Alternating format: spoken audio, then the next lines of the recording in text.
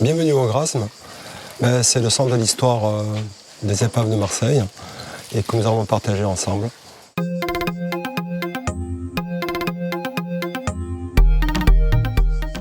Lui, il a coulé en 1903. Ce bateau allait en Corse, à Bastia. C'est un bateau de la compagnie Fraissinet. Et en doublant l'île-mer, nous, aujourd'hui, site qu'on appelle les Farillons, mais que dans le temps, les pêcheurs et les locaux appelaient les Deux Frères, le Liban se fait aborder par un autre bateau de la même compagnie, qui lui arrivait de Nice, qui s'appelait l'Insulaire.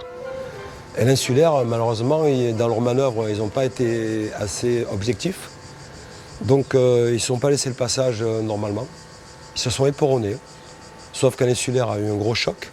Et le Liban, lui, a un choc plus important parce qu'il a été ouvert sur l'étrave pour plus de 20 mètres. Là, le capitaine du Liban se dit que les dommages sont importants. Le bateau s'est coupé en deux, sa tôle est en effet déchirée, et le bateau a sombré, entraînant avec lui un grand nombre de personnes.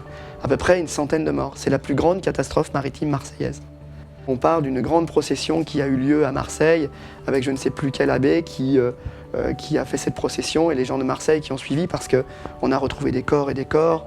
Les scaphandriers, certains se sont noyés, la barge des scaphandriers a elle-même coulé.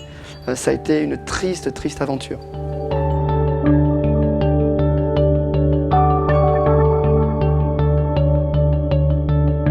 Si on raconte cette histoire, parce que moi j'aime bien raconter l'histoire d'épave pour que les gens se rendent compte de ce qu'ils vont voir et ce qu'ils vont faire, oui, je pense que ça peut toucher les personnes.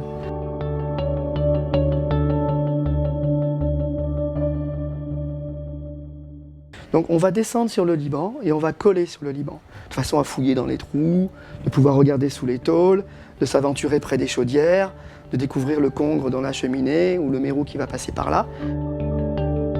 Puis je pense qu'il faut vraiment en profiter du Liban parce qu'il faut reconnaître que l'épave s'use de plus en plus, qu'elle s'écrase de plus en plus. Qu'est-ce qu'il en sera dans 20 ou dans 30 ans? Plus que quelques bouts de tôle et on aura du mal à s'imaginer l'histoire du navire.